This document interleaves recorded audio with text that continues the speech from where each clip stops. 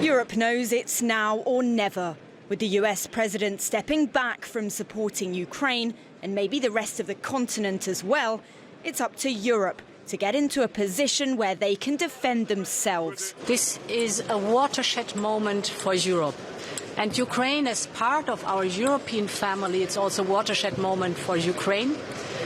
Europe faces a clear and present danger, and therefore Europe has to be able to protect itself, to defend itself, as we have to put Ukraine in a position to protect itself and to push for a lasting and just peace. Perhaps in a show of gratitude, President Zelensky threw out his address via video link to attend in person instead. You made a strong signal to Ukrainian people, to Ukrainian warriors, to civilians, to all our families. And it's great that we are not alone. We feel it and we know it. Thank you so much for everything.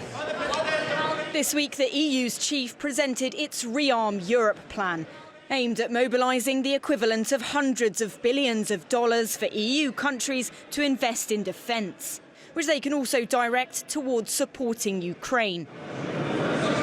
All have been rocked by the US decision to withdraw aid and stop intelligence sharing with the country.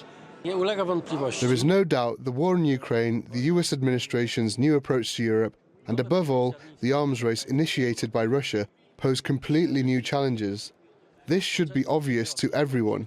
Europe must rise to this challenge, this arms race, and win it. Now they have to put their money where their mouth is. In the past, the likes of Slovakia and Hungary have been difficult. But even Mr. Orban says while he may disagree on the way to achieve peace in Ukraine, he agrees collective defence must be strengthened. Unfortunately, it's lasting too long, our inability to take decisions. And now it's a time. Now it's a time, not tomorrow, not after tomorrow. Now it's a time. Most are aligned on the threat Russia poses and the challenge which lies ahead. But finding unity on the best way forward is what's taking the time. And it's time which Ukraine doesn't have. Victoria Innes, TRT World.